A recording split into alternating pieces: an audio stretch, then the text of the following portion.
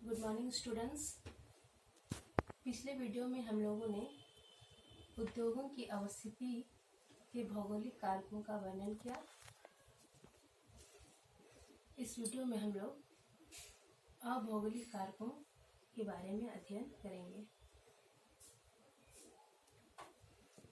द्वितीय क्रियाकलाप के अध्ययन के दौरान हम लोगों ने इनका विस्तार में अध्ययन किया है, परंतु हम लोग क्वेश्चन आंसर के दौरान इसे फिर से शॉर्ट में जानेंगे कि किस तरह से अभौगोलिक कारक उद्योगों के स्थानीयकरण को प्रभावित करती है। अभौगोलिक कारकों में जो पहला कारक है, फर्स्ट फैक्टर है सुप्रबंध की उपलब्धता। वास्तव में औद्योगिक विकास के लिए उचित स्थान के चयन में सुप्रबंध का अधिक महत्व होता है। औद्योगिक स्थल का चयन करने से पहले यह जानना आवश्यक होता है कि वह स्थान अच्छे प्रबंधकों को आकर्षित करने योग्य है या नहीं है। जैसे कि बिहार का एग्जाम्पल हम ले सकते हैं। उसका उत्तरी भाग काफी समतल है, लेकिन बाढ़ का प्रकोप हर वर्ष उन क्षेत्रों में बना रहता है। भूमि समतल है, उसके बावजूद आज भी वह क्षेत्र प्रबंधकों को आकर्षित नहीं कर पाया है। तो यह आवश्यक हो जाता है कि कोई भी क्षेत्र उद्योगों के स्थापना के लिए, स्थानीयकरण के लिए उचित है या नहीं है। उस क्षेत्र से उद्योगों को लाभ हो सकता है या नहीं हो सकता है, यह अति आवश्यक हो जाता है। दूसरा जो अभौगोलिक कारक है, पूंजी, कैपिटल। तो किसी भी उद्योग को स्थापित करने के लिए पूंजी का उपलब्ध होना अति आवश्यक है। कारखाना लगाने के लिए, मशीनें तथा कच्चा माल खरीदने के लिए एवं मजदूरों को वेतन देने के लिए पर्याप्त पूंजी की आवश्यकता होती है। आज भी हम लोग देखते हैं कि जो डेवलप कंट्रीज है, उन कंट्रीज में, विकसित देशों में आज भी उद्योग विकसित अवस्था में पाए जाते हैं, जबकि विकासशील एवं अल्प विकसित देशों के जो भी उद्योग है आज भी ज्यादा विकसित नहीं हो सके। इनका प्रमुख कारण पूंजी का अभाव होना है। अतः किसी भी उद्योग को स्थापित करने के लिए पूंजी का उपलब्ध होना अति आवश्यक है। थर्ड पॉइंट है सरकार की नीति। किसी देश की सरकार की नीति भी उद्योग के विकास को प्रभावित करती है। किसी देश की सरकार वहां के उद्योगों का राष्ट्रीयकरण कर रही है, तो इससे विदेशी कंपनियां उद्योग वहां नहीं लगा सकेंगी। इसके विपरीत यदि टैक्स में छूट या अन्य सुविधा दी जाए तो उद्योगों के विकास की संभावनाएं बढ़ जाती है।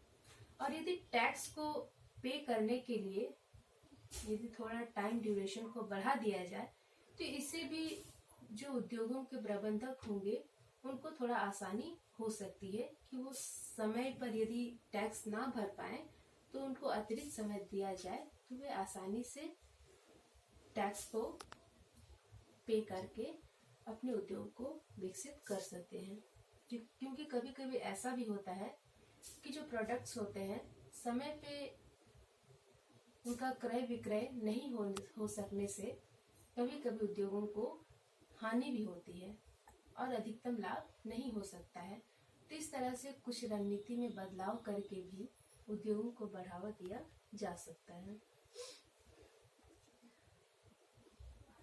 चूंकि आर्थिक और सामाजिक विचार सरकारी निर्णयों को प्रभावित करने वाले महत्वपूर्ण कारक होते हैं, एक सरकार का यह भी कर्तव्य होता है कि देश के संसाधनों का प्रयोग सर्वोत्तम लाभ के लिए हो तथा राष्ट्रीय संपत्ति के वितरण में असमानता न हो। तो इस प्रकार से सरकार की रणनीति भी किसी भी उद्योग को प्रभावित करने में महत्वपूर्ण भूमिका निभाती है। नेक्स्ट पॉइंट है पर्यावरण, एनवायरनमेंट। औद्योगिक विकास के लिए अनुकूल पर्यावरण का होना अति आवश्यक है, क्योंकि प्रतिकूल पर्यावरण में उद्योग विकसित नहीं हो सकते हैं। जैसे संयुक्त राज्य अमेरिका में अनुकूल जलवायु के कारण वायुयान उद्योग को देश के दक्षिण पश्चिम भागों में स्थानांतरित कर दिया गया है। अतः हम कह सकते हैं कि उद्योगों के विकास में भी पर्यावरण का महत्वपूर्ण स्थान होता है। नेक्स्ट है औद्योगिक जड़त्व, इंडस्ट्रियल स्टेबिलिटी। इससे भी 2 मार्क्स का क्वेश्चन आता है इसे परिभाषित करने के लिए। तो यदि हम लोग डिटेल में अध्ययन करते हैं, डिटेल में किसी पॉइंट्स को अच्छे से समझते हैं, तो क्वेश्चन कहीं से भी आए आप आसानी से आंसर को लिख सकते हैं। बहुत से ऐसे उद्योग होते हैं जो कि आरंभिक सुविधाएं या मूलभूत सुविधाओं के समाप्त हो जाने पर भी वो टिके रहते हैं। आधारित संरचना जैसे कि परिवहन और सेवाएं, गतिहीन भौतिक पूंजी जैसे भवन इत्यादि की उपलब्धता औद्योगिक जड़त्व को प्रोत्साहित करता है तथा इसे नए उद्योग आकर्षित होते हैं। कुछ उद्योग अवस्थिति को अपनी ओर आकर्षित करते हैं क्योंकि ये उद्योग जो है अन्य उद्योगों को कच्चा माल प्रदान करते हैं या उनके जो भी मशीनों के कलपुर्जे होते हैं, मशीनों के जो पार्ट्स होते हैं, उन्हें बनाकर दूसरे उद्योगों को प्रदान करते हैं, उद्योगों को बढ़ावा देते हैं। तो बहुत सारे मूलभूत आवश्यकताओं के समाप्त हो जाने पर भी कुछ उद्योग उसी स्थान पर बने रहते हैं, जिसे औद्योगिक जड़त्व कहा जाता है। तो इस तरह से उद्योगों की अवस्थिति को प्रभावित करने वाले अभौगोलिक कारकों के अंतर्गत सुप्रबंध की उपलब्धता, पूंजी, सरकार की नीति, पर्यावरण एवं औद्योगिक जड़त्व पॉइंट्स को लिखकर उसका डिटेल में डिस्क्रिप्शन लिखना है। यदि 2 मार्क्स का क्वेश्चन इससे आता है तो सिर्फ पॉइंट्स को लिखकर छोड़ देना है। नेक्स्ट वीडियो में हम लोग द्वितीय क्रियाकलाप के अंतर्गत कौन से और क्वेश्चन आते हैं उसका अध्ययन करेंगे। Thank you.